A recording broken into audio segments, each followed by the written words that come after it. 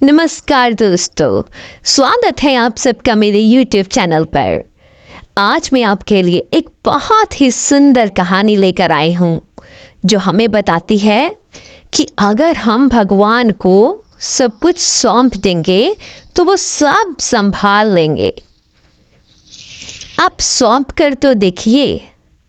तो चलिए इसी के साथ आज की कहानी शुरू करते हैं। तो दोस्तों, ये कहानी है भगवान की कृपा की, भगवान पर विश्वास की। बहुत सारे लोग कहते हैं कि भगवान हमारे दिल में रहते हैं। यह एक भाव है।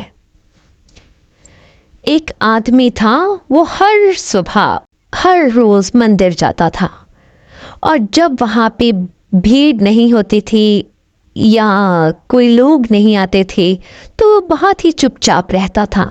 लेकिन जैसे जैसे वहाँ पर भीड़ बढ़ती, लोग इकट्ठे होने स्टार्ट होते, तो वो जोर जोर से जयकारे लगाता, जोर जोर से भजन गाने लगता, कीर्तन करने लगता, ताकि लोगों की आस्था जगे, ताकि लोग भगवान के साथ जुड़े।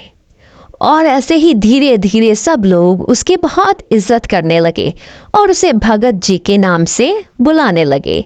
और उसको भी बहुत अच्छा लगता था कि लोग उसे इतने प्यार से बुलाते हैं। लेकिन जैसे जैसे भीड़ कम होती जाती, वो एकदम से चुपचाप होता जाता। ऐसे ही बहुत महीने बीत गए तो चातुर्मास शुरू हो गया। तो उस मंदिर में एक महात्मा जी आए।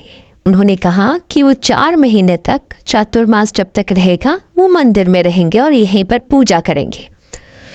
तो जो लोग भी मंदिर में आते थे, सब लोग महात्मा जी की बहुत इज्जत करते थे और बताते थे कि ये बहुत अच्छी अच्छी बातें बताते हैं।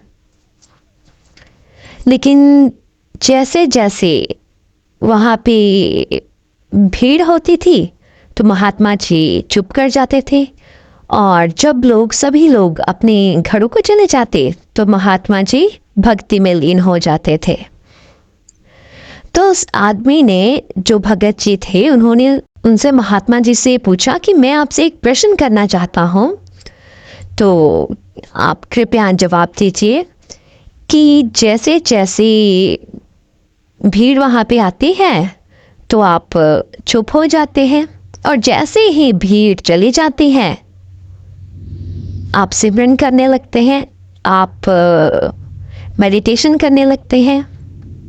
तो महात्मा जी ने कहा, एक दिन आएगा जब तुम इसका उत्तर खुद समझ जाओगे। उसने कहा, ठीक है, पर मेरे साथ तो उल्टा है। जब लोग आते हैं तो मैं जोर जोर से जयकारे लगाता हूँ, जोर जोर से लोगों को भगवान के साथ भजन गाकर जोड़ने की कोशिश करता हूँ। एक ऐसा मैं एनवायरनमेंट, एक ऐसा मैं एटमॉस्फेयर क्रिएट कर देता हूँ कि जिससे लोग बहुत ज़्यादा प्रेरित हों और भगवान के साथ जुड़े। तो उसने कहा कि आपके साथ ऐसा क्यों नहीं है? तो उसने, महात्मा जी ने कहा कि भगत जी, जैसे जैसे टाइम आएगा आपको पता चलेगा। तो भगत जी ने एक बार अपने लिए नए जूते खरीदे और वो मंदिर चले गए। लेकिन वो भजन कर रहे थे, जयकारे लगा रहे थे, लेकिन वो उस दिन मन से नहीं कर रहे थे और उनका जो ध्यान था वो अपने जूतों पर ही था कि कहीं भीड़ जैसे जैसे बढ़ती जाएगी, कहीं कोई मेरे जूते ना ले जाए। तो ऐसे ही उनके मन में ये डर चल रहा था। लेकिन फिर भी वो भजन करते रहे, लेकिन उतने ध्यान से नहीं जैसे वो पहले करते थे। तो सब लोग अब धीरे धीरे अपने घरों को चले गए और भजन सब हो गया तो सब समाप्त हो गया। तो उन्होंने बाहर आकर देखा कि मेरे जूते तो वहीं पर सुरक्षित है, वहीं पर पड़े हैं, और वो फिर घर चले गए। उन्होंने शाम में खाना खाया और सो गए। रात को उन्हें एक स्वप्न आया जिसमें एक बहुत ही सिद्ध पुरुष वहाँ पे खड़े हैं मंदिर के बाहर और उनके जूतों की रक्षा कर रहे हैं कि उनके जूते वहाँ पर सुरक्षित है। वो एकदम से चौंक कर जाग गए और उन्होंने कहा, अगर मैंने घर पे ऐसे किसी को बताया तो वो लोग कहेंगे कि मैं पागल हूँ और कोई मुझ पर विश्वास नहीं करेगा। तो वो जल्दी से भागकर बिना देर किए मंदिर की तरफ चले गए। उसने महात्मा जी वहीं पर थे तो उसने महात्मा जी को बताया कि महात्मा जी ऐसे ऐसे मैंने रात को सपना देखा है। तो वहाँ पे एक बहुत ही सिद्ध पुरुष मुझे दिखाई दिए जो मेरे जूतों की रक्षा कर रहे। तो महात्मा जी ने कहा, पहले उसकी तरफ देखा तो महात्मा जी के आंखों से आंसू गिरने लगे। उन्होंने कहा, वो सिद्ध पुरुष कोई और नहीं, स्वयं भगवान थे। भगवान तुम्हारे जूतों की रक्षा कर रहे थे। तुम मंदिर में थे लेकिन भगवान बाहर खड़े होकर तुम्हारे जूतों की रक्षा कर रहे थे। जब तुम मंदिर में आए तुम्हारे मन में यही चल रहा था कि मेरे जूते कोई उठा के ना ले जाए। तो महात्मा जी ने कहा, अगर कोई भी प्रार्थना, कोई भी मन की बात हम दिल से करते हैं तो भगवान वो सुनते हैं। हमें चिंता करने की ज़रूरत नहीं है। ये तुम्हारी सच्ची श्रद्धा थी कि भगवान बाहर खड़े होकर तुम्हारे जूतों की रक्षा कर रहे थे। उस दिन भगत जी को समझ में आया कि महात्मा जी ने उन्हें पहले ऐसे क्यों कहा था कि एक दिन तुम ये बात खुद समझ जाओगे।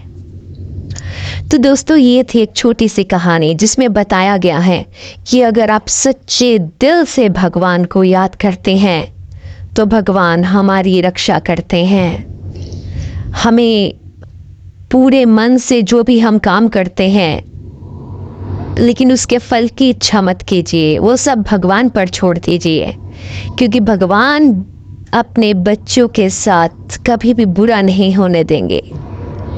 आप स्वयं को भगवान को सौंप कर तो देखिए, भगवान सब संभाल लेंगे। तो इसी के साथ आज की कहानी यही समाप्त होती है और मैं आपसे विदा लेती हूँ। धन्यवाद।